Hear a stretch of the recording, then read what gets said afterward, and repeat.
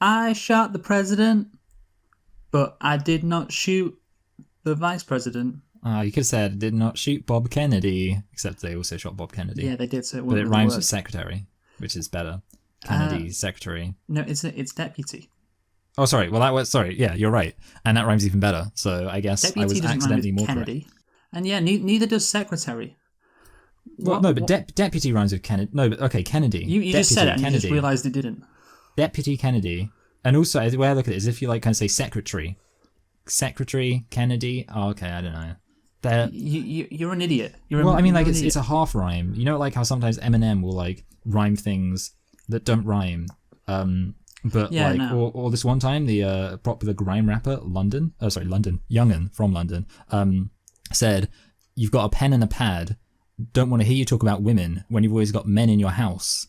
And pad and house don't rhyme, but he made them rhyme. Shut the fuck because up. he mispronounced Shut the fuck up. I mean, how do you take a conversation talking about, not a conversation, just a fun little jingle about JFK being murdered and turn it into this stupid, boring fucking thing about this rapper called London? No, called Young'un from... Just... Why you like the way... Yeah, maybe it's like how Oliver Stone took Kennedy being killed and turned it into a boring 3-hour, 25-minute film.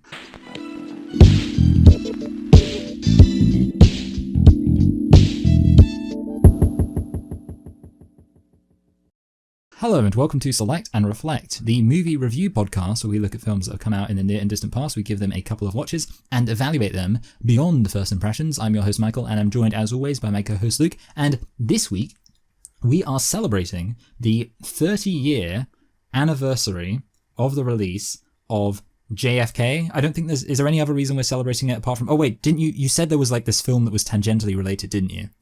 Well, we are doing it on the release of The House of Gucci, which is yes, House of Gucci, yes, next weekend. And of course, The House of Gucci is about an assassination as well of a famous public figure, just like this movie JFK perpetrated by the Gucci gang. Yes, the Gucci gang. And yeah, also, pretty crucially, if we look at the date, Michael, we'll see... It's the anniversary of Teddy Kennedy's death. He's not Teddy, is he? What? Who's Teddy? It doesn't matter. Anyway, it's the anniversary of Kennedy's death. I was confusing Roosevelt and Kennedy. You know, Teddy Roosevelt. Well, there was also a Kennedy called Ted Kennedy. Oh, okay, that's probably also where I got it from. Then the fact that there was a Ted Kennedy. Okay, right, fine. Well, the point is, of course, that hopefully, if Michael is incompetent for the first time in ever, basically, no, I kid, Michael. I don't want to be too harsh. Well, this. What was that? What was that noise? That was me crying. Okay. We will hopefully upload this on the 22nd of November, which of course will be a Monday. And of course that will be the anniversary, the 58-year anniversary of the assassination of JFK in Dallas. And yeah, hopefully that'll fit nicely. And with the House of Gucci, the 30-year anniversary, just the perfect time. It almost seems kind of suspicious how well it fits together, doesn't it? Yes, like conspiracy. Yes, I know. There's some evil forces working in the background, definitely. But anyway, let's get into JFK. It is a 1991 American epic political thriller film that examines the events leading to the assassination of John F. Kennedy in 1963 and the alleged cover-up through the eyes of former New Orleans District Attorney Jim Garrison. So there you go. The film was directed by Oliver Stone, adapted by Stone and Zachary Scar from the books On the Trail of the Assassins by Jim Garrison and Crossfire, The Plot That Killed Kennedy. Crossfire was released in 1989. The Trail of the Assassins, like I said, 88 by Jim Garrison. Stone described the accounts as a countermyth to the Warren Commission's fictional myth. So that's interesting. Okay, so this film stars a bunch of really high-profile people. Obviously, I'm ready to predict the budget then. $2 million. Okay, for all these high-profile people.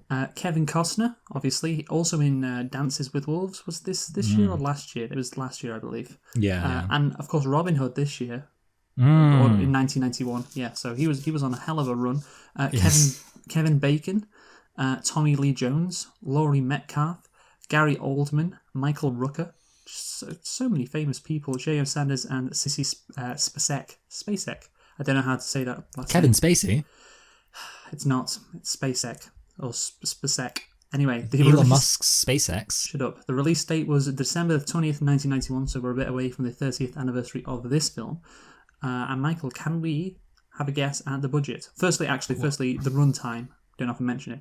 This movie is 188 minutes or 206 minutes, which is the director's cut, which is the cut I happen to watch. So yes, I also watched that. Yeah, I kind of assumed that I think it's always, I don't know, somehow it seems to be that the internet decides that the director's cut is always the correct cut. It's like they always go for the longest. It's did it with Dances with Wolves, did it with Fellowship of the Ring.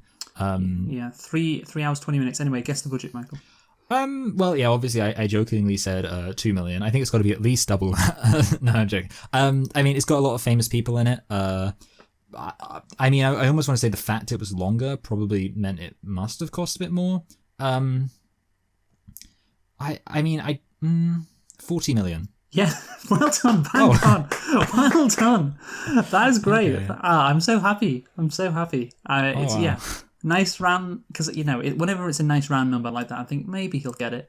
But yeah, you nailed it. 40 million budget. Well done. See, you're finally getting better at these. Well done. Yeah. Box office now, Michael. How much did this make? That's a tough one because I don't. It's hard to kind of imagine exactly what the enthusiasm would have been for this film. Obviously I know Oliver Stone's pretty famous. I feel like the thing is, we've mentioned before how the 90s can be weird, where films you wouldn't expect have done quite well. Maybe, I'm thinking like late hundreds, maybe 180 million. Sorry, what did you say? I'm saying 180 million. Okay, yeah, that's good. That's a good guess. 205. That's a good guess. Very solid guess. Yeah, 205 million. Yeah, I think this. That's almost as many minutes as the film is. Yeah, almost made £1 million per minute. I know. That's decent. I mean, although that was the director's cut, so they actually made more. Oh yeah. Yeah, the 188 minutes theatrical cut. But anyway, yeah. So this movie, Michael, I think was the foundation for a lot of people's interest in JFK, because of course, he'd been dead for literally 30 years, 28 years when this movie came out, and the investigation from Garrison ended in 1970, 1969. There was another investigation in Congress into his death in the late 70s. Which found, by the way, there probably was a conspiracy to kill him. Yeah. And then for nothing, basically, for the whole 1980s. And then it started the 90s. This movie pops up. Oliver Stone wanted to make it, and he did. And this reignited a lot of interest in the JFK assassination. And why wouldn't it? Because it's certainly got a lot of information. And it can, let's get into whether we like this movie. Did you like this movie, Michael? My issue with this film is I was thinking about it. I was like, it feels like a documentary pretending to be a film. Like, I especially felt like that at the beginning, and then where it kind of does like all the narration and stuff, and it literally feels like you're watching a documentary, like a conspiracy documentary, like John F. Kennedy went to this place and blah, blah, blah. Like something you'd see on YouTube about how the earth is flat. And then I was like, okay, actually there is a plot. And I was like, oh wait, there isn't a plot. It is, basically it is, that's how I describe it. It's a documentary disguised as a film. And I guess, like, in some sense, if it were a documentary, I'd probably say, oh yeah, it's a pretty good documentary. But the fact I go into it expecting a film with like a narrative, and I instead just get a massive information dump about this particular conspiracy theory, means I find that kind of annoying. And I mean, I think I'd say I would maybe consider it like I just about liked it. But yeah, I didn't love it. I can't believe you. Will you not find everything in it fascinating? Well, that's the thing. I mean, it was interesting, but it's kind of like it didn't feel like a film, if you get what I'm saying. It's kind of like you could watch a film. That was the best part of it. It didn't feel like a normal film, and it obviously isn't a normal film. But Oliver Stone this is the thing. I respect this movie so much. It's because it is just basically propaganda.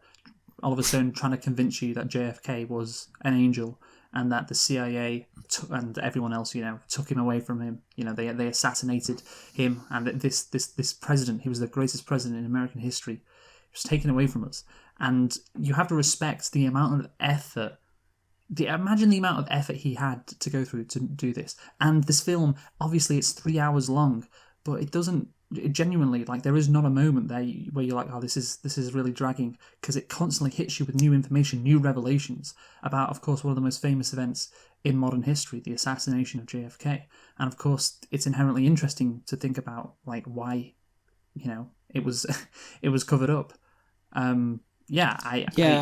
I mean, well, I guess what you're saying is, in some sense, that in terms of the actual structure of this as a film, it is different, which obviously isn't a bad thing. But yeah, I mean, yeah, I guess, I mean, I already said why it is that I found it a bit like a lot of what you would ordinarily expect to get from a film, like, a narrative and stuff like that. Well, I mean, there is a narrative. There is but it's kind of just like, it does feel, I kind of like compare it to other sort of, investigative thrillers like Spotlight and stuff. And it just feels like, I don't know, like I was kind of thinking about like those other films in my head, and I was like, I feel like those other films do, Zodiac's another good example. They do like a better job at making it feel like you're watching a story about a person doing this investigation, whereas this film feels more like you're just being presented the facts of the investigation. And I know why. Yeah. It's because Oliver Stone wanted to cram as much stuff in as possible,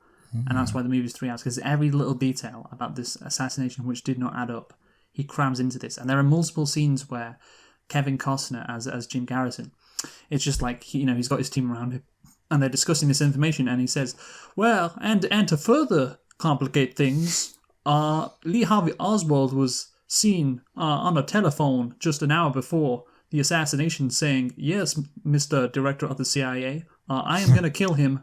I'm going to kill him in an hour. Now, this is very suspicious to us. And that's the thing, like, they just do that, and there isn't any, like, fact gathering. Like, for example, like, when the assistant DA goes to, I think she's played by Laurie Metcalf, that would make sense. When she goes and finds all this stuff about Oswald, how he went to Russia and then he came back, and all this info about how the United States let him back in even though he defected to Russia, all of that, and she doesn't do any, you don't see the fact finding, you don't see her like looking at a screen. It wouldn't be a screen because it's the 60s, like looking at a typewriter.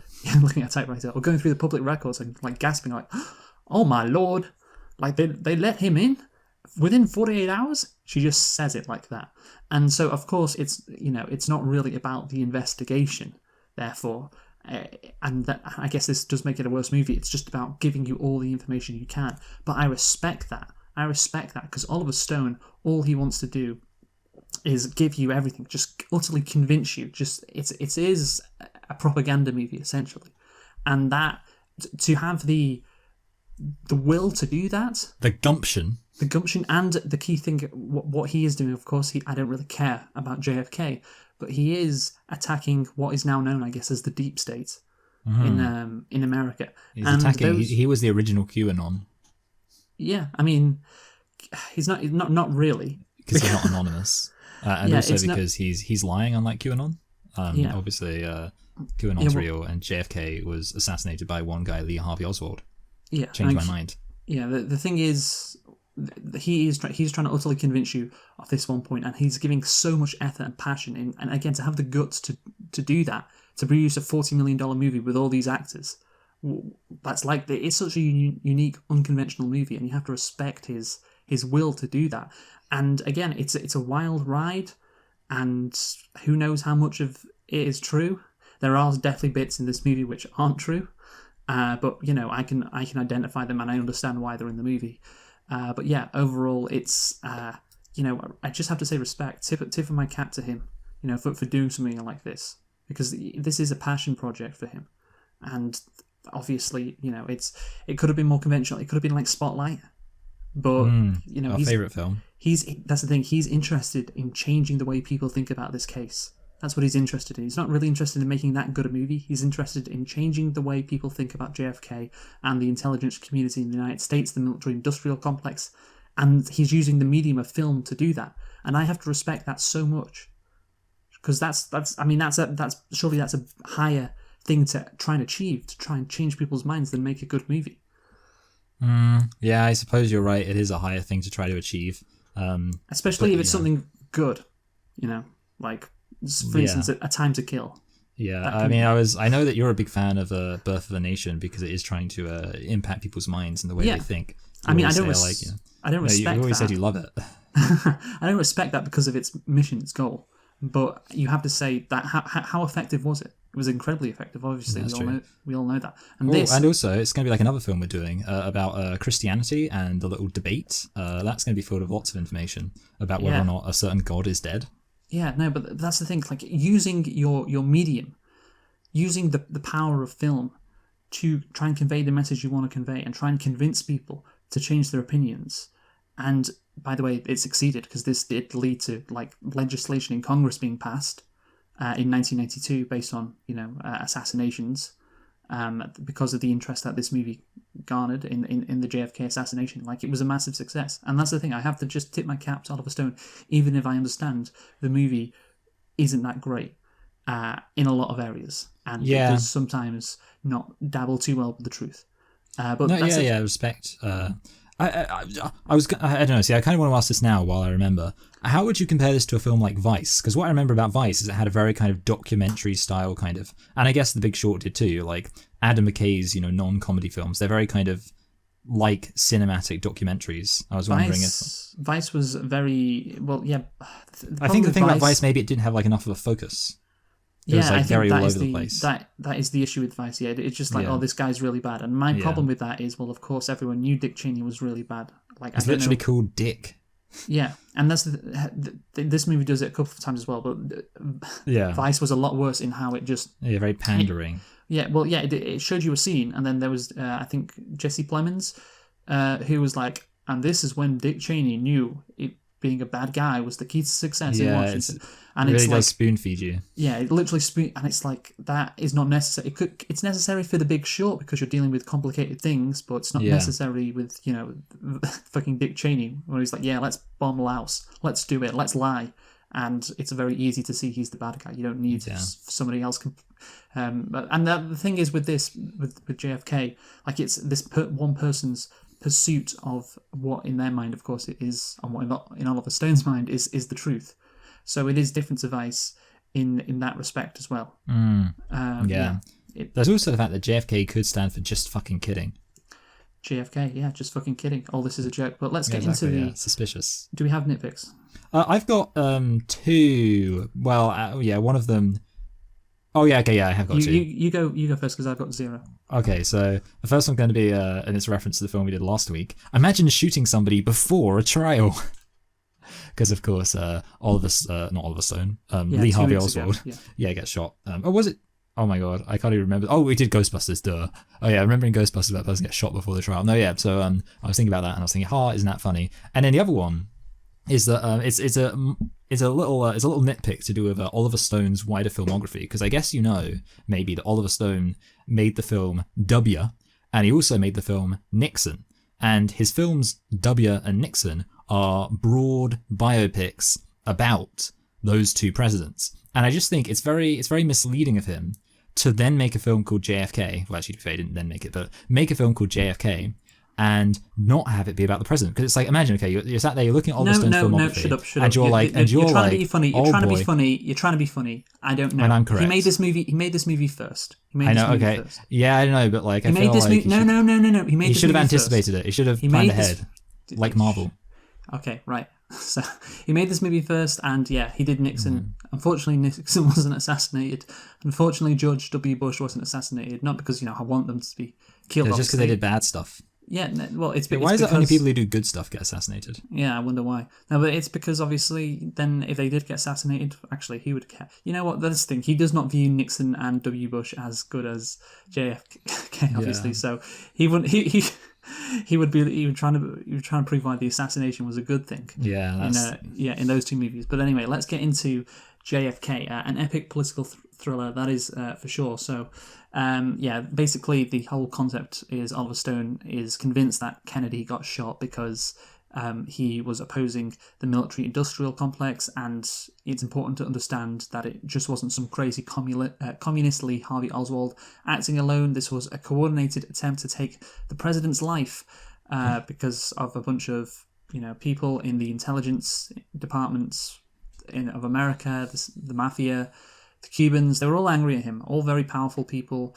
They were all pissed, and they were all people who, and this is the key thing why who knows how much is true, because there's a lot of, like, that's what I think when I watch this is like, okay. Yeah. you know what I do believe that this definitely happened, this conspiracy, for numerous reasons, Yeah, not but just like, including this how? movie. Yeah, who can you blame, or like how they- much can you know is true in terms of the blame? Yeah, but they were everything was so sloppy. Like if everything happened in this movie, it's one of the most sloppiest like assassination attempts ever. Just like I was Yeah, thinking, like just how do you mess up this badly if you're going to kill the president? I mean, maybe it's just assassinations got better and better from there. RFK, and then of course the assassination attempt on Ronald Reagan in the early 1980s. but what about McKinley? Hey, who was behind that? When are we going to get that documentary? Yeah, good point. Fucking or Yeah. What about Lincoln? Yeah, Lincoln.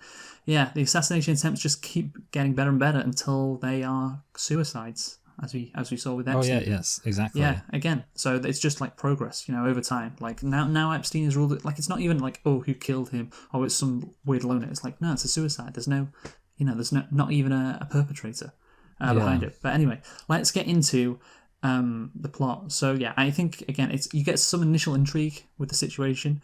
It's just a whirlwind of facts that are thrown at you. Yeah, and that then, was my documentary moment where it was like, because you had the narrator. Yes, and basically throughout the movie, you just have to trust that the movie's telling you the truth. And like Doesn't seem like something a conspiracy theorist would do. Yeah, the plot is just a bunch of information. That's it. Like you said, it's just information upon information upon information. And again, like the key reason why I do agree with the Oliver Stone, even if parts of the movie may not be true, and there are parts of the movie which aren't true. Which I am actually excited for this. Yeah. But the thing is, what he comes back to is, and this happens a couple of times, like the Cubans were pissed off, the mafia were pissed off, the higher ups in the intelligence agencies were pissed off. Alan Dulles, for instance, who got fired by JFK after the Bay of Pigs.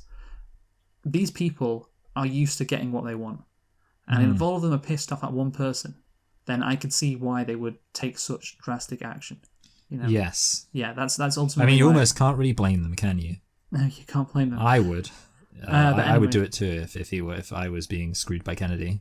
Oh, were you like Jackie or Marilyn Monroe? Yeah, exactly. Yeah, he doesn't mention Marilyn Monroe in this. I don't know. Yeah, that's true. Yeah. Yeah. Anyway, so basically, Garrison filed charges against New Orleans businessman Clay Shaw for his alleged participation in a conspiracy to assassinate Kennedy, for which Lee Harvey Oswald was found responsible by the Warren Commission. So the Warren Commission is the thing that, of course, Oliver Stone attacks, which I said before. He said the Warren Commission was a fictional myth, and then you look at this movie, and yeah, it just picks apart the Warren Commission. And again, it's that's the thing. The scene, for instance, with Jack Ruby, where Ruby's like, I can tell you what you want if we go to Washington, and obviously that actually was lifted from the Warren Commission. That did happen. So things again, like he is the Warren Commission definitely left some holes, shall we say? That's possibly intentional. Possibly intentional. And of course this movie gets into that. But anyway, so let's start with the opening of the film. We can get some newsreel footage, including the farewell address in 1961 of outgoing President Dwight D. Eisenhower, warning the build-up of the military-industrial complex. The military-industrial complex, Michael, and Dwight D. Eisenhower is warning about that. I have seen that footage before. It was I do know that. Yeah, I have heard that quote before. Oh, you didn't see it in a Michael Moore documentary, though? Oh, I didn't see it in a Michael Moore documentary, no. Yeah. Was it after Fahrenheit, or was it in Fahrenheit 9/11? I can't remember. But anyway, this is followed by a summary of John F. Kennedy's years as president, emphasizing the events that, in Stone's thesis, would lead to his assassination. So yeah, Kennedy claims the CIA were trying to trick him into a war with Cuba, and of course with the Dwight Eisenhower footage just previously inserted, Stone gives a clear impression of how Eisenhower was right to warn America about this military-industrial complex. He portrays Kennedy as somebody who wanted peace with the Soviets, and of course said that the war in Vietnam was unwinnable, and we'll get to the end when talking about how he portrays Kennedy. But yeah, it's very easy to see right from the beginning what Stone is trying to do. He's inferring Kennedy got shot because of the CIA not liking his stance in Cuba and his stance towards the Soviets of peace. He was somebody who wanted less war in the world, and the military-industrial complex would not have that, and so he was killed. No, yeah, exactly. It really does. I mean, the film very much wears its heart on its sleeve. I think almost like more so at the beginning. It really wants you to know, okay, this is exactly how it's going to go down, Buster. Yes. And then it doesn't really let up. too much after that. So the reconstruction of the assassination happens then next in obviously in Dallas in 1963. The fallout with what happened with Oswald, his arrest, and his assassination. Do you think, overall, is this movie interesting, even if you don't care about this? Because, of course, you and I, we know about history. Oh. We know about JFK. Yeah. Like, to us, this is, I think, both interesting. Yeah. But if somebody, like, if you, of course, everybody knows that JFK conspiracy theories exist. But if you showed this to somebody who just was aware a bit about it, like I imagine the average person is, do you think they'd find this movie interesting? I kind of... Well, see, I don't know, because here's the thing, okay? Shane Dawson from YouTube made like a whole load of conspiracy theory videos, and his audience is like principally teenage girls. And in my head, I'm like, I feel like if you had to pick one demographic that wouldn't really care much about the Kennedy assassination, it would be teenage girls. And yet, Shane Dawson can come out and make a bunch of conspiracy theories about how the Earth is actually flat. And they go, Did and he you do know, that? yeah, he did a flat Earth conspiracy theory. Did he say it was, or was he just asking questions? Well, he was just asking questions. Oh, okay. And I think he did a just asking questions about 9/11 and whether or not the. Well, there are questions to be asked there, Michael. Yeah, But the funniest one was he did with the exact same tone. This is my favorite thing. With the exact same tone, he made a documentary about the idea that Chuck E. Cheese are making pizzas by putting together slices from old pizzas. And it's like the exact same kind of tone. It's like, he's like, if you look, the slices don't go through, and they're different sizes. Teenage girls might be interested in this because JFK was a handsome. Yeah, it's true. No, yeah. Man. But yeah, I guess the point I'm getting at is it seems like actually maybe there is an inherent interest among average people in conspiracies, and it's kind of like, sure, if it was just a documentary about JFK, people are like, I don't care. But if it's like, it's a documentary about the conspiracy to kill JFK. So if you showed this to a random person, if Shane Dawson had made this documentary, not Shane Dawson because he's well known. Just if you showed this movie to a random I thought you were going to say not Shane Dawson because he did blackface or something. Like not Shane Dawson because he's cancelled. Okay, yeah, but you give show this movie to a random person. Do you think they're interested in it? Well, no. I mean, even while I just said, okay, so I was giving a balanced analysis. I was saying, well, maybe they could, but to be honest, I think actually this film's probably a bit too much. Like, I think the idea could be interesting to them, and they'd maybe watch like a 40-minute YouTube video about the Kennedy assassination. But yeah, I think they'd probably find this video a bit too involved. It's too long. Okay, no, that's good because that's a good compromise. I get because I just like, oh yeah, no, teenage girls are really interested in conspiracy stuff, and it's actually you showed JFK this movie to a random person. You showed this JFK movie, they wouldn't find it interesting. But maybe it is a bit too long. But just don't tell them the runtime. There you go. Just don't tell them the runtime, and then they'll get sucked in. Because I generally do think you can get sucked in and just not care. It's 3 hours long. Also, anyway, I think if you split it into parts, then they wouldn't notice. That's how it always works. Yes. So back to the JFK assassination. Garrison and his team investigate, obviously, conspirators, including pilot David Ferry. And this kicks things off because isn't it ironic that he was called David Ferry and yet he was a pilot rather than a captain of a boat? Yeah, don't you love it when Garrison goes, Dave, I find your story simply not believable. Yeah, that's like when you arrest them. Yeah, because normally when you get that moment, it's very interesting because the DA has to say like you're lying or it's very dramatic, and he just says it in the most like obvious way possible. Yeah. Frankly, I think you might be telling fibs. Yeah, but not even like that though. That's the point. It's not even like like smug or like funny, with some like a bit of very matter of fact, bit of style. Yeah, exactly, matter of fact. Dave, I find your story simply not believable. But then, of course, the FBI release Ferry and say it's nothing to do with it. And then Garrison says, "Let's get on with our lives," and that's the reaction that the CIA, wanted. Lets them get away with it. And then you hear on the TV in the background people who will be on this Warren Commission to determine how JFK was assassinated. Alan Dulles, the former head of the CIA, his name pops up, and Gerald Ford, who would be Nixon's vice president 10 years later. That. Yes, that's the thing. I think you hear one more name, but along with obviously Warren, the Chief Justice of the Supreme Court. But yeah, basically Oliver Stone is telling you the names he chooses to let you hear that this committee is basically corrupt from the start. So yeah, again, you get that sense, and then we cut to 1966. And the drip narrative continues. Garrison picks up a paper. Did you see this? That says LBJ, Lyndon Johnson, seeks $9 billion in extra war funds in Vietnam. You see it for 3 seconds, then it's gone. Again, it's like it keeps on hammering you with this narrative, but it's like some aspects are in your face. Those are the bits I like, where it's just like casually in your face. You know, like I like that too. It is like you can, the film creates a narrative where like the whole world is centered on this military industrial stuff, which I guess works, and I guess it's how like most films work. You want to center the main plot, but there is like a lot of stuff which you can but bits like that just are good. pick up. They're kind of foreshadowing it. Well, sort of foreshadowing. Yeah, I mean obviously it's not it was already foreshadowing, mentioned, but is it? It's not foreshadowing. I know, but like it's I guess like present. Reinforcing. That's really what I mean. That's a good word. Yeah, reinforcing, but not like, of course it's in your face, but it's like just something that's happening in the newspaper casually, like that would happen in real life. So yeah, that's good. But then Senator Long describes to Garrison how it was impossible for Oswald to get 3 shots off quickly, especially considering he's not a good shot, and he hit Kennedy with the 3rd shot, and that it's crucial that I think our main character gets told this, Garrison. Because he's being told this, and the audience members would be going, interesting, and of course he's being told this by a senator, not some crank on the plane, like a senator, and his reaction, Garrison's, is just perfect. Like something has always bothered me about that from day one too. Like he's a reasonable guy, but he just can't get over it. Not laying it on too thick, and the audience has to agree and goes, yeah, and nod their head as well.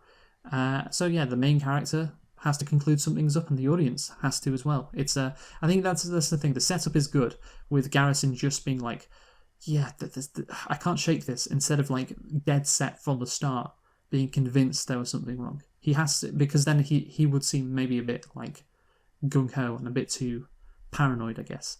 After 3 years later, of course this did happen in real life, 3 years later, and he's just like, I can't get it out of my head, even though I didn't like want to get involved in this. I just can't stop it.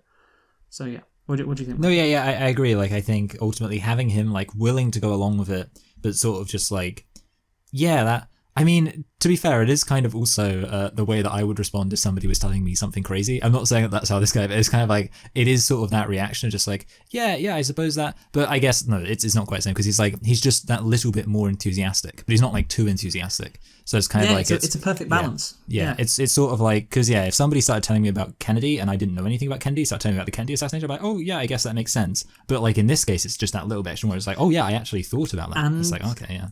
And it's from a senator as well. That's key. It's not just some random person. It's a senator. And we can trust senators. Well, yeah. I guess the point is they're an authority figure. No, yeah, exactly. Yeah. So then he starts getting interested in the Kennedy assassination. Oswald was in custody for 12 hours, wasn't recorded, and then he looks at the report and he's like, it's sloppy and disorganized. It ignores witnesses who say they heard shots coming from the grassy knoll, and basically he has to come to this conclusion. He's an experienced person, isn't he? He just can't help. He's looking at this report because that's the thing. Obviously, he's a DA, and of course, this did happen in real life. I'll get to the real Garrison later, but from Stone, that's the good thing about this from Stone's perspective. It's like this guy knows what he's talking about. He's the DA of New Orleans. Like obviously, like he's looking at this and think, this is really bad. There must be something up. There has to be something up. Obviously, there is. And he's a good family man as well. That's the thing. He's got his wife, the kids all around the table. Like he doesn't have like an agenda. He's not out to prove something. He's a successful man. He's contented, and then all of this stuff. You can't help it. So yeah, I think that's again a good setup from Oliver Stone as well. What do you think? No, yeah, I do agree. I think that like having.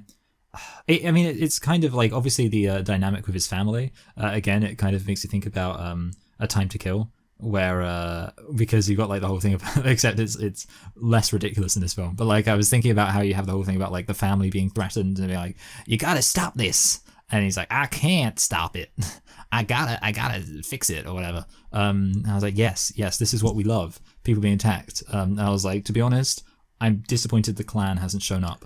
I was in like 2 times in 3 weeks we've had this committed Southern lawyer. Yeah, I was like, no, fighting injustice, racial injustice, I guess. Yeah. But no, I do agree. Like this is the thing, like in terms of like actually feeling like a film, in terms of like a film where you like get invested in the narrative of the film itself, more so than just like any information presented. This is like one of the things where like, okay, it actually, this is about a real person going, doing this investigation. And I did like that. I appreciate it. Yeah, that's the thing. He's just he doesn't have an agenda already. He's just drawn into it. He's not looking for attention.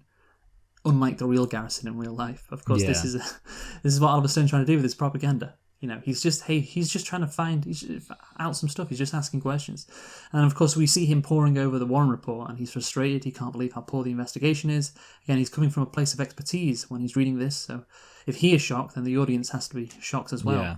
So he hears about what happened on the embankment, the flash of lightning, and he wakes up saying, why on earth was Oswald learning Russian? And that's a great scene with his wife. That's the thing that happens a lot, like people just solving things in their sleep. I feel like that happens a lot in investigation stuff. And that is the moment where the movie turns, really. And it goes from, again, like I said, a good setup, building intrigue, and now he's like fully in. Like, it's a stereotypical scene of a guy who's like gone crazy, and he's like, no, I'm committed to this. And so I appreciate the setup, but that moment where he wakes up, that's the moment where things switch on a dime. It's like, now this movie is just going to be all about just the information, just the information, just this guy, pursuing the truth about the JFK assassination. That is the switch. Yes, it becomes the It's Always Sunny in Philadelphia Pepe Sylvia scene. Yes, well, we're not at that yet, but that's I guess the start of it. And I think for Oliver Stone, he's just given up, like trying to just get He's like, right, we're done.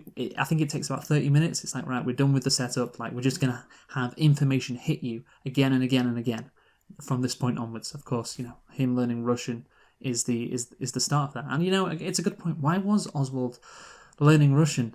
And then, of course, we get into it fully with Guy Bannister. He was a member of the John Birch Society. He recruits students, ran the anti-communist movement in the Caribbean, and he worked out the same address as Lee Harvey Oswald and received the same mail as him. And all of this stuff, is interesting. And then, of course, all the US intelligence services are just down the street from where Oswald used to hang out. And Oswald was obviously trained by the Office of Naval Intelligence in, with radar stuff and to speak Russian as well. Bannister used to work there. And now I'm like, oh, now we're really getting into things. And the assistant, I think he's called Lou, asked, what are you driving at, boss?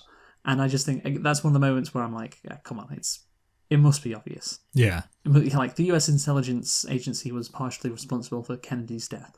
Like, pretty clear what Garrison and Oliver Stone's implying. But there's another moment like that where it's just like an eye roll. But yeah, that's then we fully get into it. Because next up, Michael, we have Operation Mongoose. Yes, it's a good name. Operation Mongoose. You like that name? Yeah, because like mongooses kill snakes, and Fidel Castro was a disgusting commie snake. Yes. So Guy Bannister, of course, died last year of a heart attack, and Stone suspects it wasn't because it would be ironic if Guy Bannister died from falling down the stairs. It wasn't. Stone suspects it wasn't a heart attack because the friend who Garrison is interviewing says, "You believe what you read in the paper," like that, very flippantly. Yeah. And says it was right before the Warren report was published, and they don't go into it further, but it's implied. I like that when Stone doesn't have enough evidence and it's like, this looks suspicious, let's just imply something and then just quickly move on. Yeah, anyway, I like that too. Yeah, they talk about Operation Mongoose. David Ferry was organising and training Cuban exiles for another invasion of Cuba, and Bannister's office was part of the supply line. And of course, Bannister was training these soldiers in tropical climates, some Americans, some Nazi types. Again, there's a constant theme with fascism and right-wing extremism, so the Nazis had to be there. And Ferry was in charge, but by late summer, Kennedy told the FBI to shut it down. Didn't want to invade Cuba. And the government men were just going through the motions for Washington. Their hearts were still with their old FBI buddy Bannister. Again, this is interesting because, but basically, it's like you could see that as the government shut this down. The FBI did, but again. What is the? I think he's called Jack, the guy that intervened, said. They're going through the motions. Yes. That's the thing. Everything has an excuse as to this doesn't make sense. No. They were going through the motions. You could tell they didn't really want to do it. Yeah. That's I just like that. It's just it is. It's very much kind of like establishing this idea of like, it's basically you can have your characters. I guess it's kind of like if you're writing a documentary. If you're making a film about a conspiracy theory, you can have your characters say anything you like to make it seem like more of a conspiracy theory. Exactly. Or like more of an actual conspiracy. But that is something to counter it, isn't it? That the FBI shut down this Operation Mongoose thing. Surely the FBI aren't in it, but again, they didn't really want to do it. you know. Anyway, so they talk more about Oswald. You know, he's hanging around the office, and Clay Shaw, the money man, Bannister, you know, sucking up to him. But then as soon as he has mentioned Clay Shaw, Jack gets up and leaves, saying, "God, you're so naive to Garrison." And, you know, you just get enough info out of him, but also he leaves scared, you know, when the real money man is brought up. Like, it's the perfect, like, I guess, balance, again. Because you want information out of your characters, but you also want them to leave scared and, you know, still act like this is a big deal. So I'll give you some bits, but when, you know, the real head honcho is brought up, then I got to scram. Again, it's like, it's really well done in terms of getting something out of a scene if you're, you know, finding out about a conspiracy. Yeah. Anything to say? Yeah. No, yeah. I was just gonna say, yeah. No, I do think they really just create, I guess, the drama out of it. By You need the info and the drama as well, and that's what you get. So yeah, then they talk with the lawyer that Oswald got to represent him in Dallas. You know, that guy who's eating crab cakes. Yes, I like him. He's the most New Orleans. He's the most New Orleans guy to ever New Orleans. He's like, well, I do declare, let me tell you, I'm sweating like a pig, but I do declare I'm too busy enjoying this mighty fine gumbo. You're crazy, just like your mother was. You're crazy. You'll be as dead as these crab cakes here. You'll be as dead as these crab cakes. Boy, this side of the bayou, we don't deal with the folks like you. Yeah. You will be a mental institution rather than the DA of this city of New Orleans. But anyway, funny accent. And we get Kevin Bacon. He's introduced. Yeah. The male prostitute serving 5 years in prison for soliciting, who reveals he witnessed Ferry discussing a coup. Obviously, they'll want to kill Castro, but to kill Castro, they must kill Kennedy.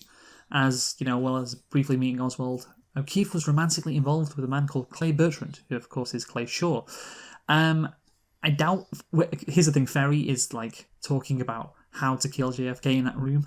Yeah. You know, he's like, "This is bam, bam." You know, he's dead, and like, I doubt things were that explicit. Yeah. You know? People like to talk subtly, you know. I mean, I think somebody should deal with our friend Mr. Kennedy.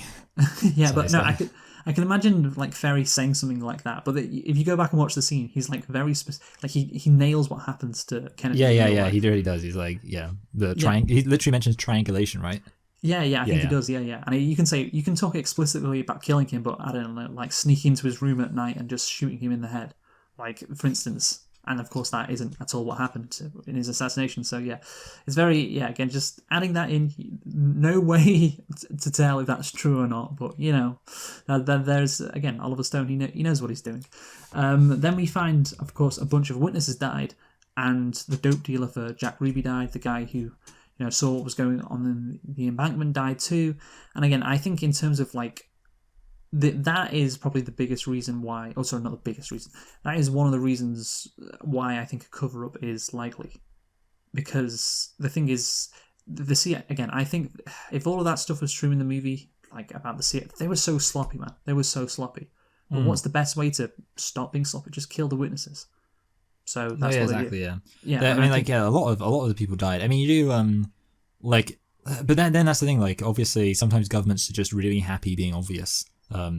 Like with you do just get situations, and then sometimes, I mean, there was that guy who like testified that Iraq didn't have weapons in the UK, and then like a little while later he was dead, and it's like it just seems so obvious that it would be a conspiracy. But you're like, well, it's almost so obvious.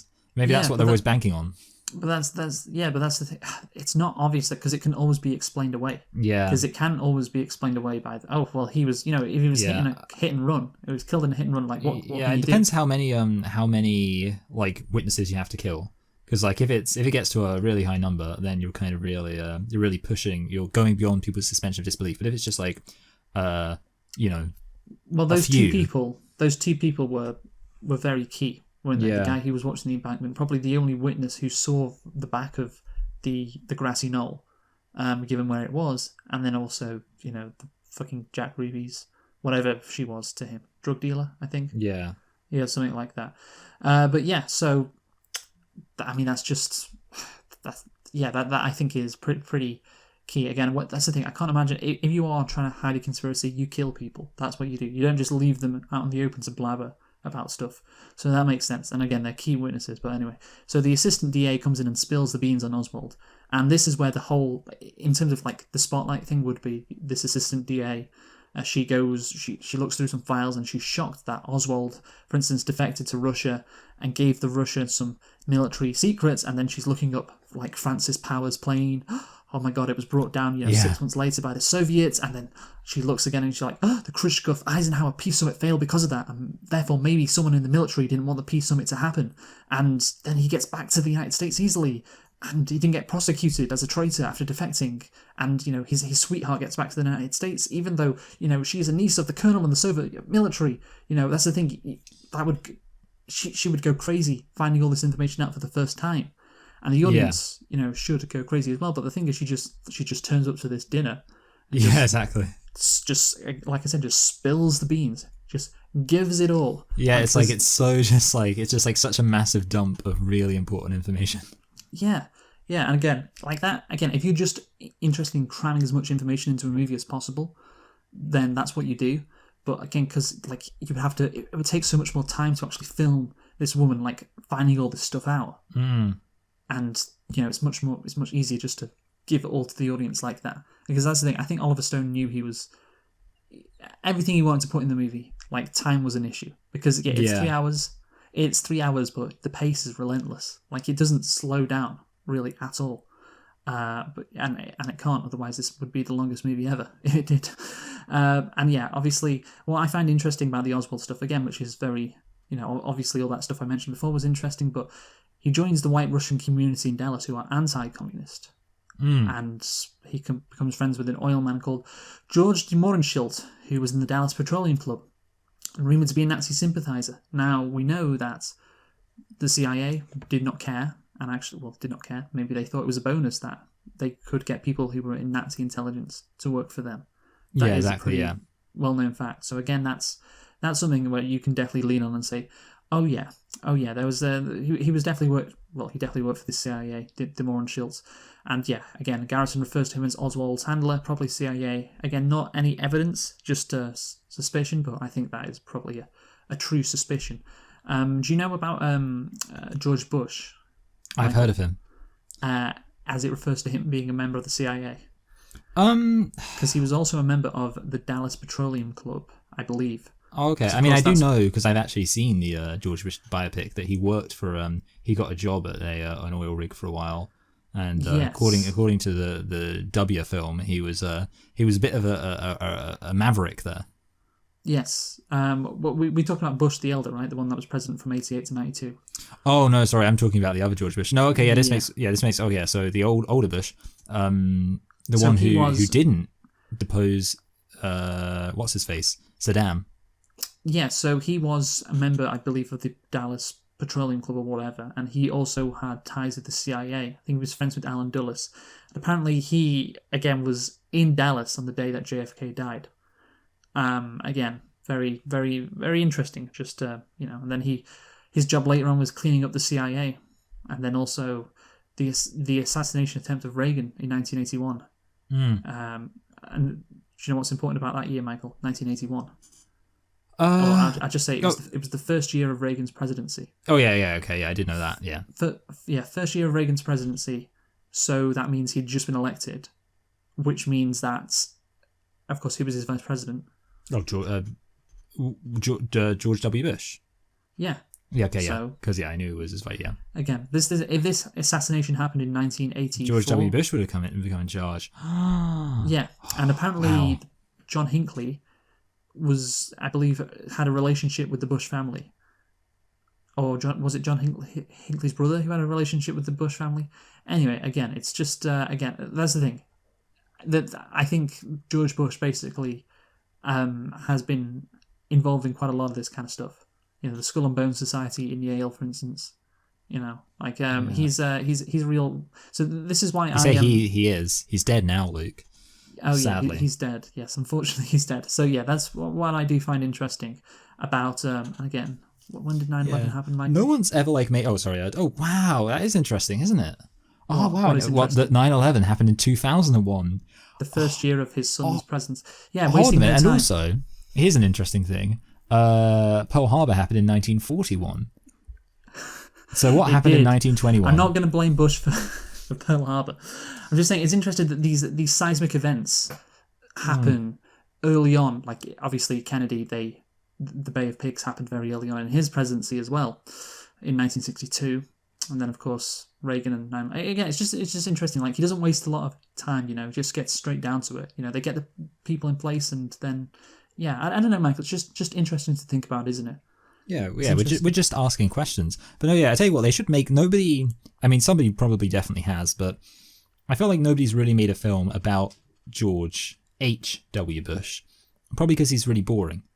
But like maybe there they is think something. He's boring. Well, that's it. Yeah, that's the brilliance of him. They think he's boring. He's actually not. But yeah, so basically the Dallas Petroleum Club, that I believe DeMore and Schultz, he was a member of that. George Bush was probably around that as well. Of course, DeMore and Schultz probably CIA assets.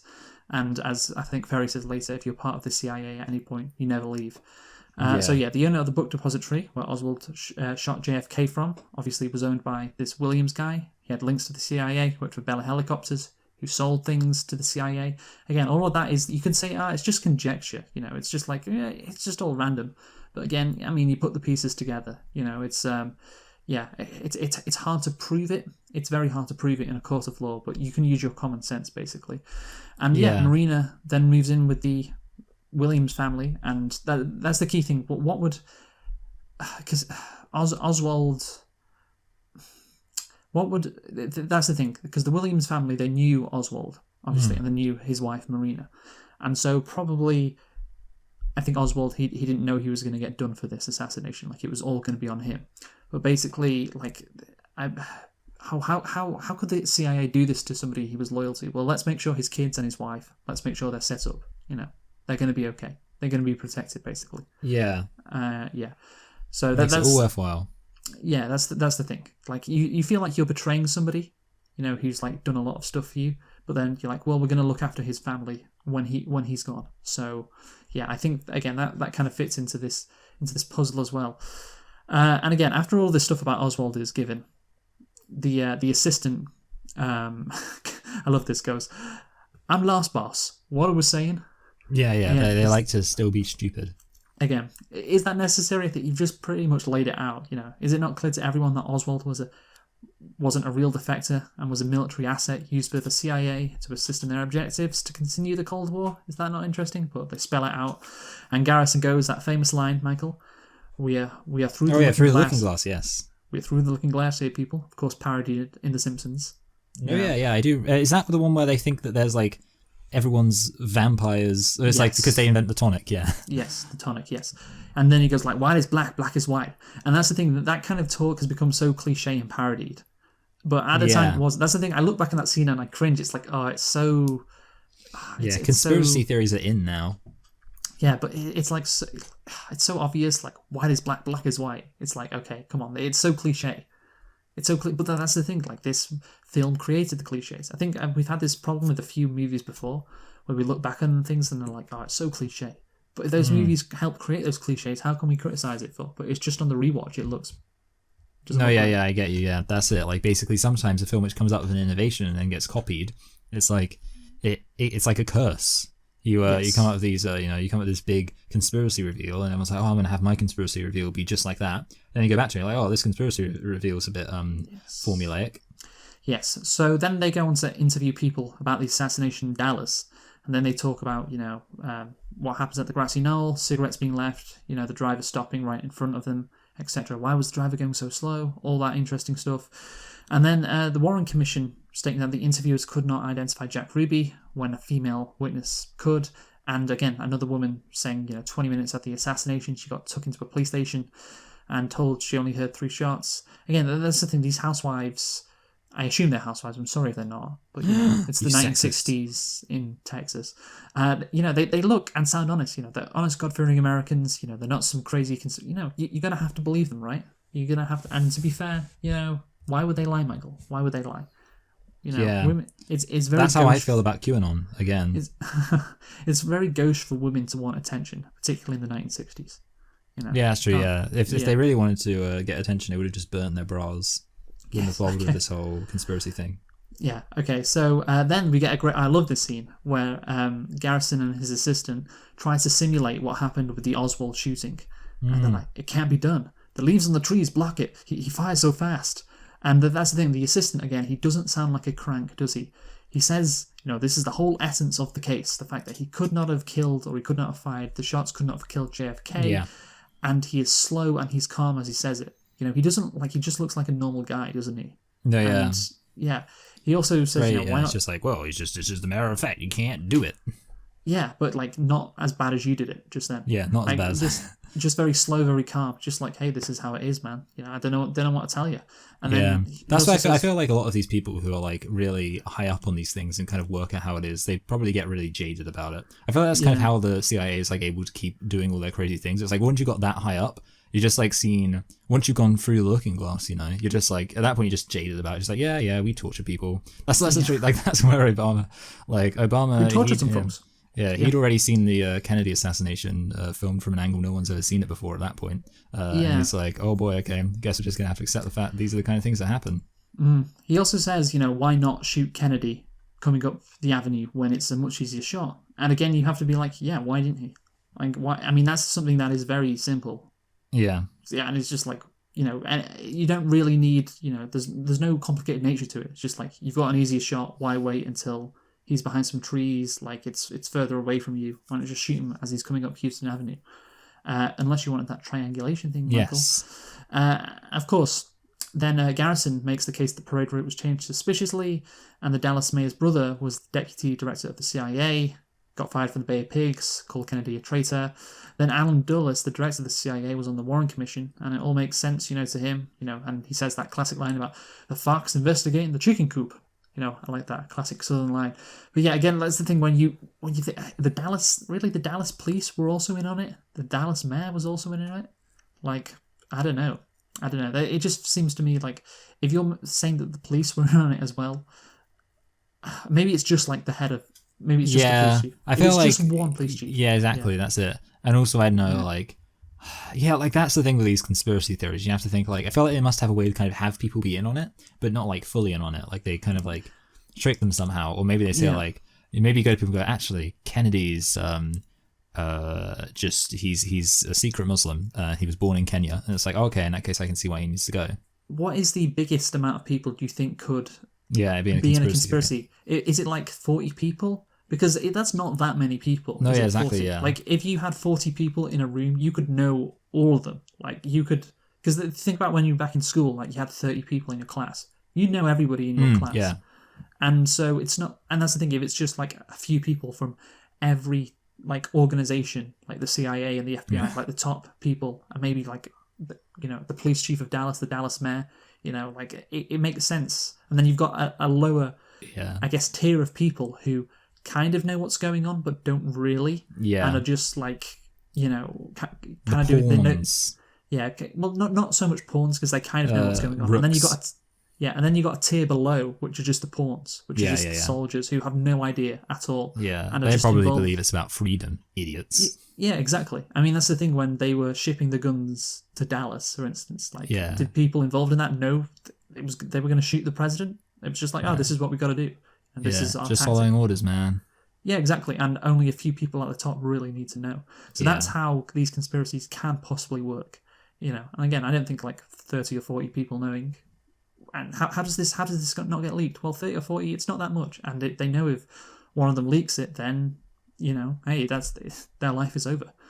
But anyway, so Oswald, of course, again, interesting he tries to bring attention to himself. The CIA insisting that he travelled to Cuba, him being, photoshopped, etc.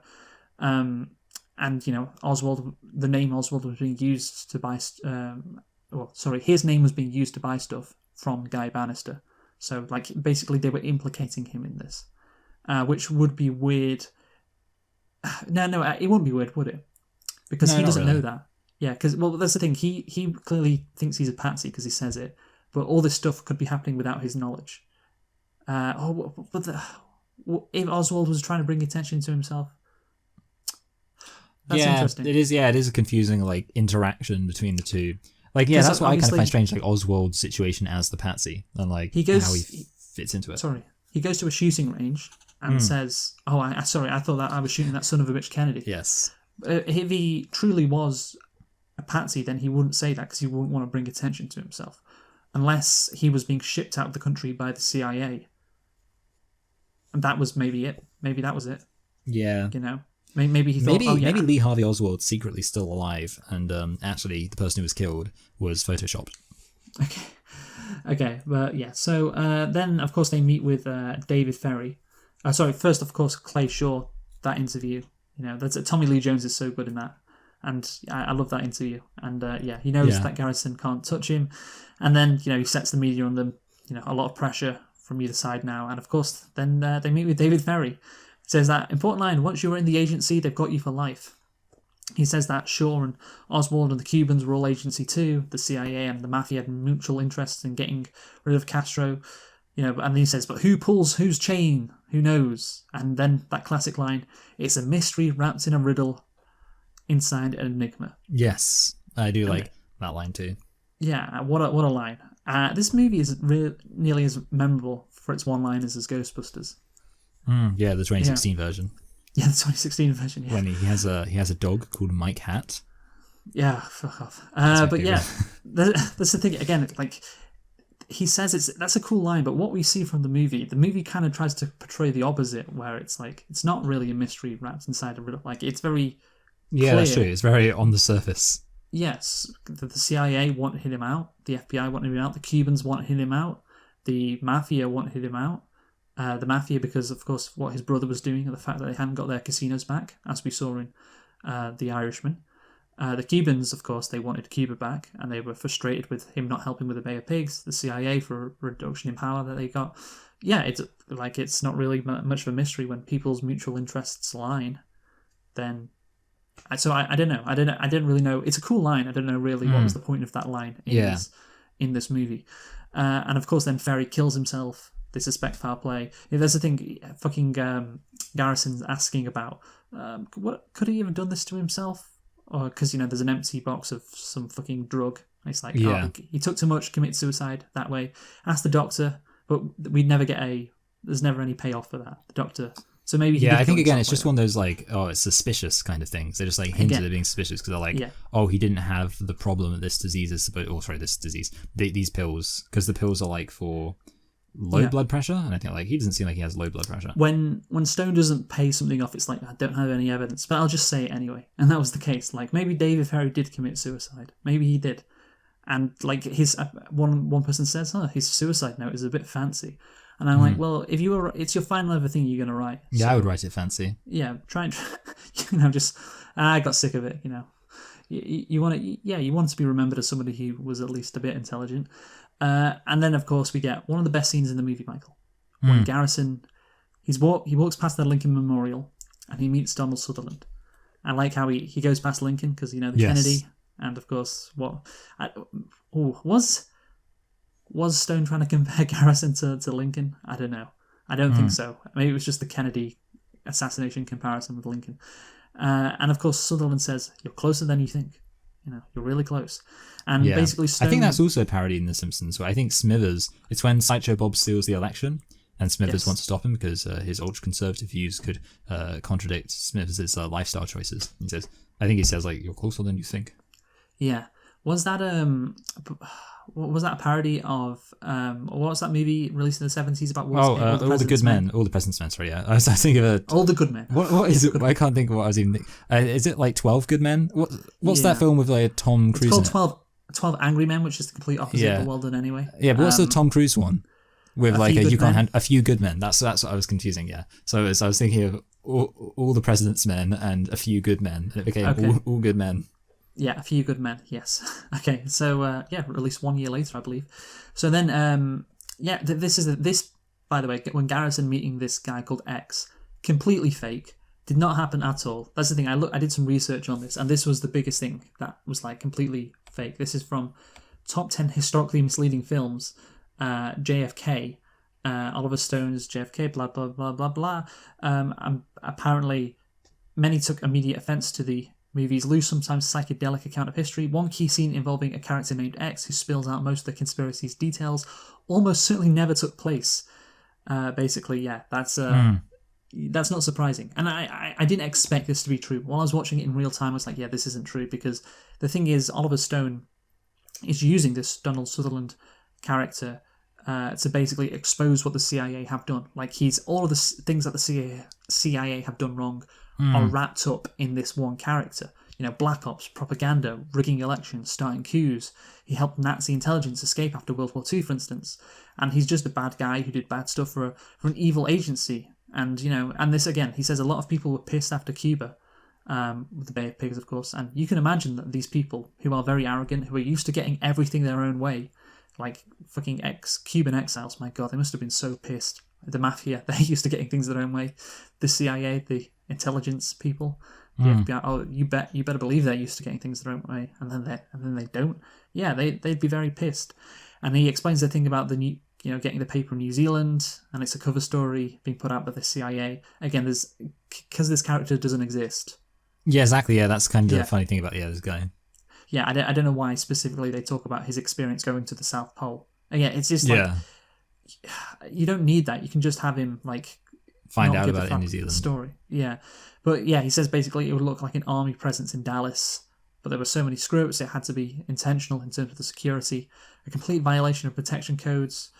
Yes, and of course, but he says there was a plot in Dallas, it was Black Ops, and the implication is, they did to America what these people did in other countries. And that is something Stone keeps coming back to. I tell you what though, what's his face, Garrison wouldn't want to bring up Black Ops in the court because we all know that mentioning Call of Duty in your prosecution doesn't end well. Why? Did you? Okay, I don't know if you had. Okay, so basically one of the things the prosecution did was argue that because Kyle Rittenhouse played Call of Duty, it meant that he might be a murderer. Oh, they really did that? Yeah. It was kind of, people were memeing them for it.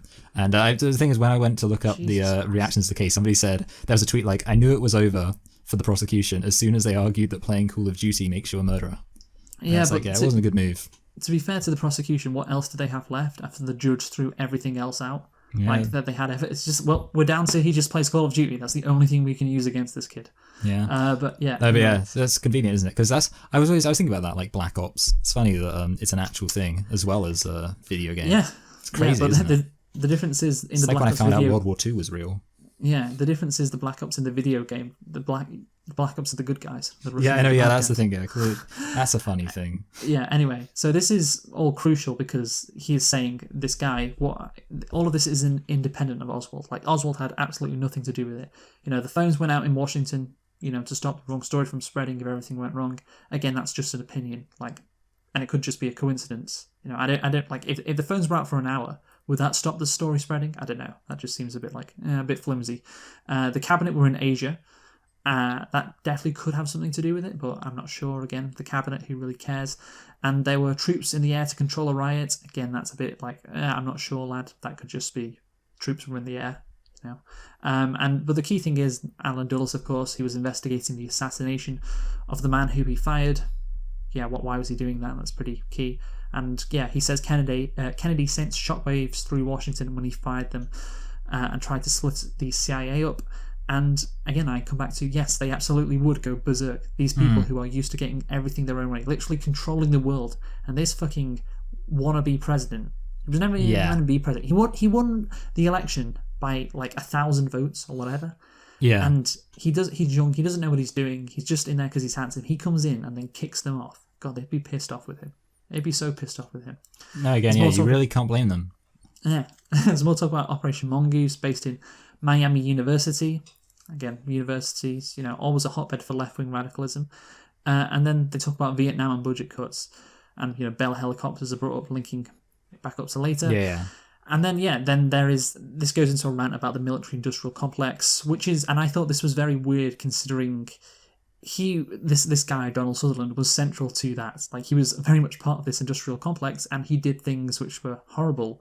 And he's saying, he's kind of giving it from the perspective of how bad this stuff was. So I don't get why he would complain about all this. It seems weird coming from his character again. Not the best from Oliver Stone, really, thinking of it like that. But yeah, basically says after Kennedy dies, they got their wish. LBJ reversed the reforms to give the military-industrial complex more power. And we'll get into what he says about LBJ later. But yeah, even though Sutherland talks for 10 minutes... That's the thing, Sutherland talks for 10 minutes straight, Michael. Yes, and Garrison he really does. It takes a while. Garrison doesn't say a word. kind of like how I've just done then, and you haven't said a word. But Oh that's the yeah, I thing. mean, no, I do think it is. But I that's said the it's thing about this film. captivating. Yeah, yeah, It's captivating, though. Wouldn't you agree? It's captivating, even though a lot of it isn't just maybe. Some of it's true, some of it's yeah. like, that's a bit bullshit, but it's captivating nonetheless. No, no, yeah, I do actually agree. It is kind of like when he was talking, I didn't really feel like I wanted him to stop talking. It does feel like, and That's a it good way to makes put sense it. that that Garrison wouldn't interrupt him. So yeah, okay, just Yeah. boom. No, and again, absolutely fantastic propaganda. The fact that you can have this guy just spitting these details, and Kevin Costner just literally does not talk in the scene. Donald Sutherland's going at it's just that's good filmmaking. That really is. So yeah, just to cap off with that Mr. X Donald Sutherland scene again. I can understand why Oliver Stone put it in, but it's blatantly untrue. But yeah, I can understand why it's in there, and I'm fine with that. I am fine with doing that because of course the ultimate goal here is to show how shit the CIA are, Michael. How they're a bunch of bastards. So yeah, go for it.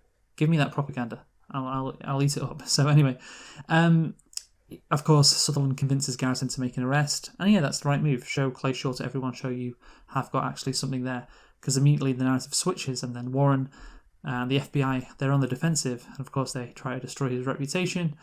And yeah, we have some family issues now, Michael. Yes, exactly. Yeah, it really Garrison. gets intense. Yeah, it's predictable. He says he's changed. He has his eyes opened, while his wife says, "I don't want my eyes opened." Yeah. She's taking the blue pill, Michael. Yeah. She's taking the. Yeah, what did you make of that scene? Overall, I mean, the thing is, like, it's kind of, I guess, within the context, it feels a bit like, it's like you've just had so much just pure exposition, and then you suddenly get this whole, like, big family moment, and it kind of feels almost like maybe a little bit out of place, considering how much, but I guess, like, the thing is, within almost, like, thematically, I guess it serves the purpose of, like, how there are people who just want to ignore the, like you say, take the blue pill, ignore what's going on around them. But yeah, like in terms of the actual plot, I think at this point the film's kind of become just such a vehicle for information that it's not like I'm like, oh, I'm really invested in this guy's personal plight necessarily. Yeah, that's the thing. That's what I was thinking. It's like, I don't care, man. I don't care about his personal life. Yeah, I was thinking, yeah, get rid of your family so you can just concentrate on doing more JFK stuff. Like, turn your whole house into a fucking JFK conspiracy operation. Yeah, get rid of the family. You don't need your family, man. Yeah, That's the thing. Yeah, you they're can't holding really it back, man. Yeah, you can't really focus on his character, like his personal character, after 2 hours. He doesn't really work like that. Of course, they do it a couple of times earlier on, but that's just brushed past. And again, to be fair, this episode is brushed past as well. But anyway, so Oswald, of course, apparently had infiltrated a right-wing extremist Cuba group, and they had told Oswald to go to the book depository. And one of Garrison's men states that it's most likely the mob who, did it, and the government didn't want an open can of worms because, they also need the mob to kill Castro. So it's like, it's not really the government. The government was just embarrassed by it. And again, that seems reasonable because the Kennedy conspiracy, has layers. It can be more than Oswald. It can be the mob, or it can be the Cubans. But then if it's the government as well that's involved, well, that's a whole nother level if you think about it. Reasonable people might agree that it wasn't just Oswald. And I guess the rational centrist view of this conspiracy is, it wasn't just Oswald, but it also wasn't the government who were involved with JFK. Yeah, that would be it. Yeah, I think ultimately, and I guess, because that's the thing, I think believing it was just Oswald seems like if even a tenth of what's in this film is true, it can't have just been Oswald. But but I can understand people, and I guess that's kind of like what's going on with some of the Stone pushes back on that. Yeah, wait, Yeah, sorry, I was just going to say Stone uses Garrison to prove with the changing of the route and the awful investigation, and the mob just wouldn't have the power to do that. Yeah, and exactly. All the stuff with Oswald getting back from Russia. That's the thing. That's what. That's what that scene is for. It's for but maybe it wasn't the government. Maybe rational people can understand. And Stone's like, no. It has to. The government has to be involved in some level because of all this. Yeah, exactly. That's what that scene was for. There's there has to be power involved because of all the stuff. And I guess, rational centrists can be rational centrists. They're not rational centrists because of facts. They just do it for the fun. Yeah, they literally have to just pick the middle. It's like, it's just because, things aren't always as bad as they say, right? But again, things are underreported as well. It's probably somewhere in the middle, right? That's the smart take, even though you have no idea. Every situation is different, and this one, Stone's making the point no, you can't ignore all the stuff about the government because we know the mob is bad. We know the Cuban right-wing extremists, they're bad. We know all that. But the government, the FBI, the CIA, they're meant to be the good guys. So yeah, it's hard for you to make that leap. And in that scene, Stone's like, no, you're going to have to make this leap. You can't just... there's no halfway house with this movie. Yeah, exactly, and of course, then... This is where it gets real controversial. The most controversial aspect of this movie is when Garrison accuses Lyndon Johnson of murdering JFK, or being part of the murder, basically. And many major American newspapers ran editorials accusing Stone of taking liberties with historical facts, including the film's implication that Kennedy's own vice president and eventual successor post-assassination, President Lyndon B. Johnson, was part of the coup to kill Kennedy. Now, here's the thing. This is where I do think Stone goes too far. And this is this is pointed out specifically in Wikipedia, and I agree with it being pointed out, because Johnson, there was no need for him to be involved in this conspiracy. Like, what did Johnson have? I mean, he had the presidency to gain from it, obviously. Yeah, exactly, yeah. But like, why would Johnson need to be involved in this? Why would he? Like, it benefited him, obviously, but of course it had to benefit someone. You know, if you kill the president, it's going to benefit the vice president. And you could say, well, look what Lyndon Johnson signed, you know, just a few days later, give the CIA its powers back, vow to continue fighting in Vietnam. But it could just be... This is, could just be that's what he wanted. Well, it could just be that's what he wanted, but also a lot simpler. It's like he got the message. Yeah, that's true, message. Yeah, this is... If you are a president of the United States, if you don't do what we say, you'll get killed. So he's like, well, I'm next in line, I guess, to fill this position. I'm not going to make the same mistakes as Kennedy, am I? I am going to give them what they want, give the CIA what they want. That's the thing. Implicating Johnson in this, I just think it's stupid, because he's not necessary for the conspiracy, and it's very easy to see why he would do what the people who just fucking kill the president. Why would he then do what they wanted him to do? Because they have the power over him. Yeah, that's true, yeah. So basically, I mean, yeah, I think it's kind of a case of I think in some level, I guess you could implicate him in terms of like, he probably like knew what was going on, and like he knew that something funny was happening, and I guess in that sense you could say he was complicit insofar as he chose not to do anything about it, but that's not the same thing as him being actively a conspirator. Yeah, again, like, yeah, he may have heard a couple of things, he may have got told a couple of things by the higher-ups, but that's completely different to like basically not being told. He would have been warned. That's what I suspect. If the conspiracy theory is true, that's what would have... He would have been warned, like, hey, this is what happens. You know, and he could have just agreed, like you said. That's another explanation. Yeah, but definitely you don't need him to be fully on board with this. Like, one of the people around, you know, the table going, gentlemen to evil. You know, you don't need that from Lyndon Johnson. But anyway, so Garrison goes on this talk show. That's a weird scene when he goes. Yeah. It does seem kind of unnecessary. Well, yeah, maybe that was that was cut from the theatrical. Yeah. And yeah, when he escapes the assassination attempt again, and then of course he gets back to his house and says that in the court of public opinion, maybe in 25 to 30 years we can win. You know, and I think he's referencing this film. Is Oliver Stone? It's like, you know, we'll try, because you know in a few years' time there will be a film that's released about this. This effort for us to look at the assassination of JFK, and yeah, we'll then it will be worth it. Yeah, 3-hour masterpiece from Oliver Stone. And then it'll be worth it. And of course, RFK is shot, which is a whole other thing. Just a whole other thing, which who knows who wants to get into that. As we're not going to do that. But anyway, so the trial of Clay Shaw then takes place in 1969, and Garrison presents the court with further evidence of multiple killers and dismisses the single bullet theory. He proposes a Dealey Plaza shot scenario involving 3 assassins who fired 6 total shots and framed Oswald for the murders of Kennedy and Officer J.D. Tippit. Okay, so this is, I guess, the famous scene. I mean, I like the Sutherland scene as well, even if it is bullshit. This, I don't know how much is true, of course, because, of course, this is a real court case. But yeah, it shows the Kennedy assassination footage again and gives the magic bullet theory. And, you know, gives a chance for Kevin Costner to do the big lawyer speech, showing, you know, there had to be a second rifle. Now imagine he's white. Now imagine JFK was black. Wait, no. That's I don't want you to imagine that. Forget that. Have you... Okay, so I've watched Seinfeld recently. Yes. So this is quite interesting, because if we scroll down on the JFK Wikipedia page, we can say in popular culture, Seinfeld spoofed the film in the 1992 episode The Boyfriend. Oh, wow. Which it's in season 3 of Seinfeld, so one of the early seasons, so I watched it. And then I watched this, and I'm like, oh yeah, they did spoof it. Yeah. Oh, that And is what's kinda cool. interesting, who's the fat guy, Michael, in Jurassic Park? Oh, Dennis Nedry.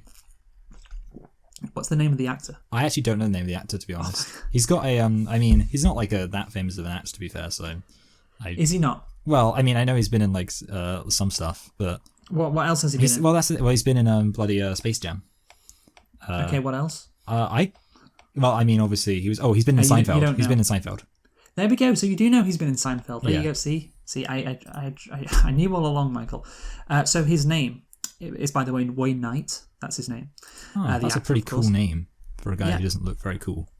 And the character he plays in Seinfeld is called Newman, and the character he plays in this movie is called Numa, which is interesting.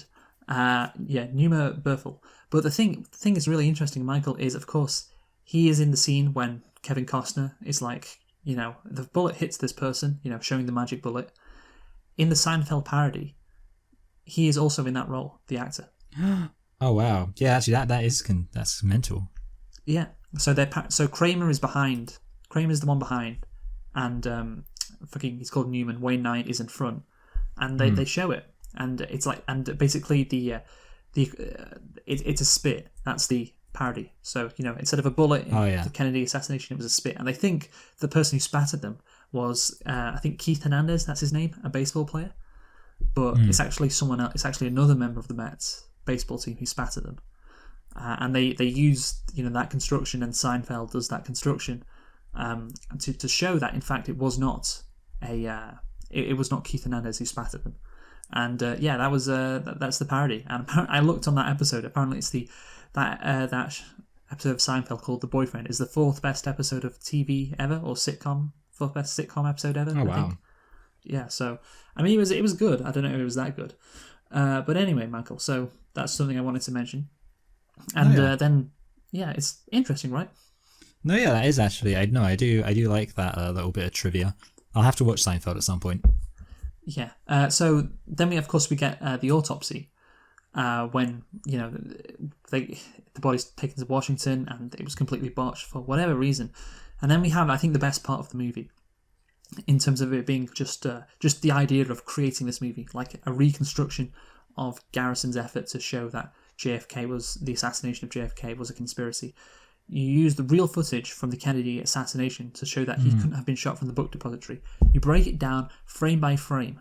And that's the thing, that footage, of course, is real. Everyone knows that footage is real. And you're breaking it down on screen, and it's just perfect. Like, Oliver Stone must have dreamt of doing this. It's such a good concept. Like, release this movie to the world, and they would have to be convinced. I mean, think about it. The only way you could get this many people who all watch this movie to see what really happened to JFK, like a lawyer breaking it down in this movie world, and of course that's the real footage. Yeah, and that's the thing. It's like you're watching this, and your eyes are being. It is like the most documentary-esque element of this movie. It really is, and that's of course, and it's entirely accurate what he's saying. Like his head goes back into the left. Back into the left, back into the left. He repeats it, and it's completely true. This video evidence shows like how could have Kennedy been shot from the book depository when he was in front of the book depository? It makes absolutely no sense. And again, that right there is incredibly compelling evidence that there was more than one shooter and it was on the grassy knoll. Because physics don't work like that, Michael. No, yeah, exactly. I mean, I think you don't get. Go on. You don't. Yeah, I guess you don't move your head into the bullet. Yes, that's not how it happens. But yeah, and basically, you've got people impersonating Secret Service members, and how cool Oswald was when he left the book depository, how he was waiting for a phone call and then one never came. The reconstruction of what the Warren Commission says to what actually happened. That's good. Again, that's why this medium is so good. Because you can have Kevin Costner give a dramatic speech showing how Kennedy was shot and where the bullet came from and how there had to be 6 bullets. And then you could say, that you can look at a reconstruction of the ridiculousness of what the Warren Commission say with Oswald after he left the book depository and what actually happened. What a great medium to do all of this. And then, of course, the fact that he was framed for the cop killing. And basically how every cop would knew, he was at the movie theatre. That's the thing. That is where the movie is at its strongest. Again, when it's kind of like a documentary. It's a fantastic use of the medium. It's perfect. I love it. What do you think? I do agree. Like that final bit, it's kind of also, it works quite well as kind of a conclusion because we've seen like all of this information, but it's kind of been doled out over like 3 hours. So to have kind of like, this is how it actually went down, which is obviously the most important thing, displayed there or like shown there, I think really works. And they saved the Zapruder film to the end, of course, the most damning evidence. Like, everything else is recreated in this movie apart from the Zapruder film. And again, I just love the concept of Kevin Costner breaking down what happened with the real JFK tape. And again, this is revolutionary because nobody had done this before in America. Like, this was actually, I bet this was the first time a bunch of people had seen the Kennedy assassination, because of course there was no YouTube, there was no internet. This legitimately must have been the first time a bunch of people I bet there were gasps in the theatre. Yeah, what happened to his head when it just blows open. It's crazy. And that was for the first time with Costner. Like, Oliver Stone, he knows he gets to show this footage for the first time to millions of people, and he also gets to break it down, showing how ridiculous it is that the idea that the shot came from the book depository. Just a genius concept, it really is. So I love that. And then, of course, we get Kevin Costner for the final, 5 minutes of the movie, go into lawyer mode, as I like to say. Like, he goes on for a while. Like, he just doesn't stop. Yeah, he gives this real speech. Future of our democracy, where the president can be assassinated in suspicious circumstances. How many more political murders happen via heart attack or car crashes? Like, it just becomes more than just about JFK. And, the American public, of course, they haven't seen the autopsy of the Zapruder film. What national security do we have when we are robbed of our leaders? What took place was a coup d'etat. JFK was killed by a conspiracy planned at the highest levels of the U.S. government, in the Pentagon and the CIA. It was a public execution. Presidents act as a business agent for the military-industrial complex. People must fight power for great risk to themselves. He gives all this lovely, flowery language like that, and goes on for a while, and it's expected to get given the length of the movie. Like, you knew this was going to happen. And then he loses. But to be fair, I think that speech did go on for too long. Yeah. And there is a point I'll talk about later when he calls Kennedy a king or whatever. But look, to be fair, Oliver Stone, it's the end of the movie. You've got this far. I think he's allowed to do that, right? He's allowed to just do that, isn't he? Yeah, I mean, on the one hand, it's like, it's been so long at this point, and then you get this massive speech. It's, I guess, in some sense, it's like, I guess it is quite impactful, no, because it's like, you've got all the evidence, and then you kind of get, it's almost like the analysis at the end. It works kind of well in that sense. I don't know, yeah. I mean, it depends. I suppose it depends whether or not you're waiting for it to finish so you can get talking on the podcast that you're doing. He was so keen to write that. That is the thing that he wrote. He probably wrote that speech before the movie was in production. Like, that's what he's going to say. He was so happy to get all that down. Again, just pure propaganda, but propaganda that we agree with. So we love to see it, don't we, folks? But yeah, that's the end of the movie. Again, I want to talk about Garrison now, Michael, because he is portrayed as a truthful man in this movie. He is, played by Kevin Costner. Fairly attractive guy. But you're not sleazy either. A family man who isn't homophobic. He isn't racist. He talks about Martin Luther King as somebody to admire. And I find it very hard to imagine that the DA of New Orleans in the 1960s was a fan of Martin Luther King. And then I find out on Wikipedia, and this is the thing with Oliver Stone just basically lying, that Garrison actually, of course, he was trying Clay Shaw in this trial, which did really happen. He tried to use Clay Shaw's homosexuality against him. That doesn't seem surprising. Yeah. Yeah, it doesn't. But again, because one of his assistants says, "Are you doing this because he's a homosexual?" He's like, no. And he goes, "No," and it's like, actually in real life, maybe he wasn't doing it because if he's a homosexual, but he used the fact that he was a homosexual in court to try and prove it's not great. You have to say the real life Jim Garrison was probably not the saints that he is portrayed as in this movie. Although I'm sure he still had issues with his wife. Why not? Yeah, perhaps, yeah. And again, I imagine he wasn't a fan of Martin Luther King. You know what? I'm going to look at Jim Garrison's Wikipedia page. I'm going to type in MLK, anything that comes up. No, what about Martin Luther King? Martin Luther King? No, nothing comes up. So I don't know. Doesn't say anything on that. But yeah, I think it's interesting to see. Apparently he did it for attention a lot. That's why, and he wasn't really interested in it. But you know what? It's a fair play to him. He wasn't the saint he was portrayed in this movie, and of course it's very obvious propaganda what Stone is doing. Just like Matthew McConaughey in Time to Kill Michael. No, yeah. A saint. Yeah, Matthew McConaughey was a real hero. But that was in the 90s, back when racism was kind of over, but it's not over in the 90s. Yeah. Kind of. It was over unless you were in Mississippi, when it was just like the KKK. Just the white people were one murder away from being a member of the KKK.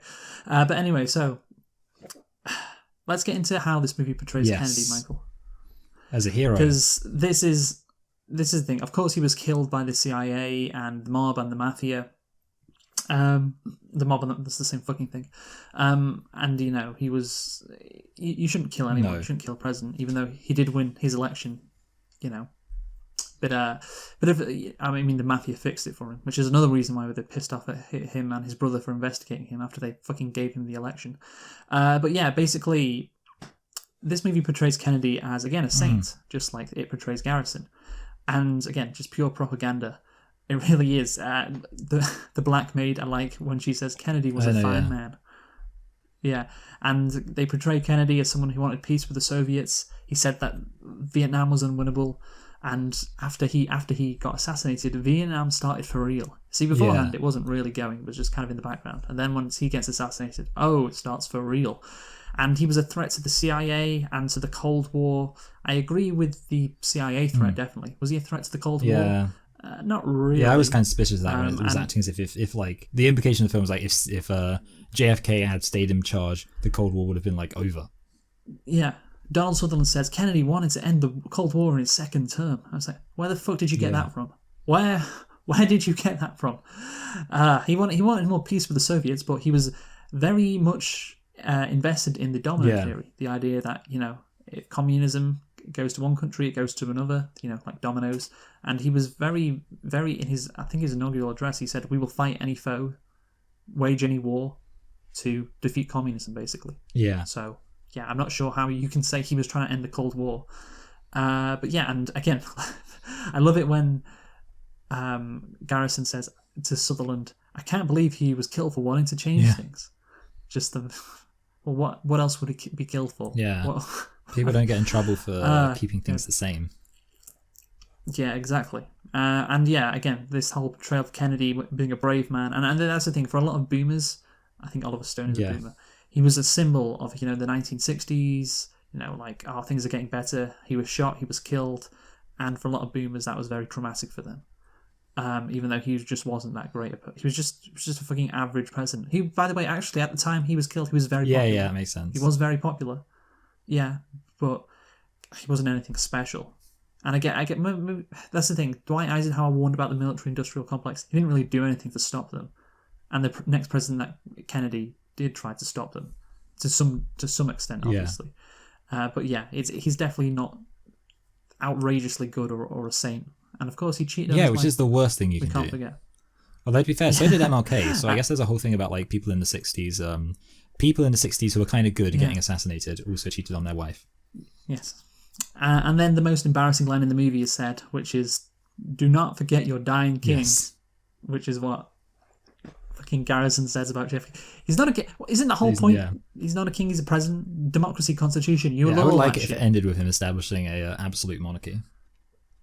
Yeah, in devotion to JFK. Yeah. But yeah, I mean, that's the thing. That's the worst part of this movie. The worst part is like this love for JFK. Like so many people who grew up around that time who loved JFK and then were hurt when he was killed because he then became a symbol. They have weird feelings towards him, man. And it's like he's not that important. He's really not. I mean, yeah, he was basically his legacy was his assassination sent a message to everybody, every president after. Yes. Don't do what he did. And that was his biggest legacy. And also his death did mean that the Civil Rights Bill could get passed in his honor. Yeah, so actually, it was good. So, yeah, it was good that he died. Maybe that's the conclusion you have to come to. But yeah, again, the fawning over Kennedy is ridiculous, really. But anyway, Michael, let's... Yeah, all right, I'll conclude quite quickly, because, this has ended up being long.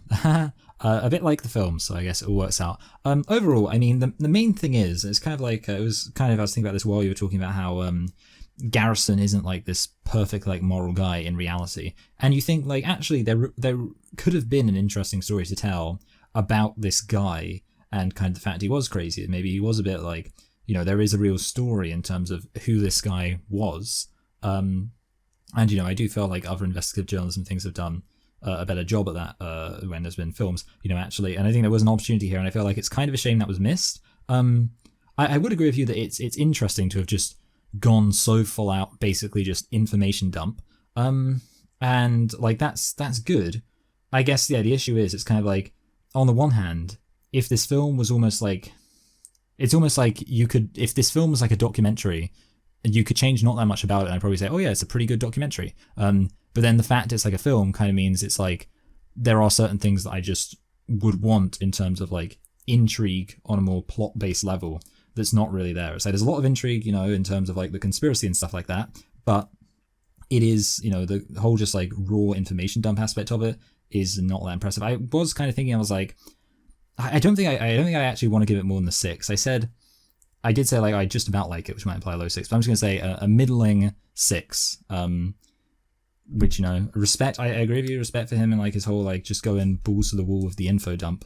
But I don't know that it makes the film like fantastic. Balls to the wall with the info dump. Well, no, it doesn't make the film fantastic. But again, we're rating a movie. Yes, okay. So some aspects of the movie could have been better, but the rating of a movie is overall. Does it achieve? If it achieves, like literally, Congress passed legislation in 1992. Basically about assassinations and releasing information, and I think this movie is very necessary. And that's the thing. It may not be the best movie, but it is necessary. Because the fact is, something definitely happened in 1963 in Dallas in November the 22nd, which is pretty bad. And the thing is, just recently, Michael, I think it was around Halloween this year, Biden postponed the release of JFK assassination files, and he said it's necessary to protect against indefallible harm to military defense, intel operations, law enforcement, or conduct of foreign relations of such gravity outweighs the public interest. That's what he said. Just seems legit. And that's the thing. I like. How can you say that and think he wasn't killed by the CIA? I mean, why?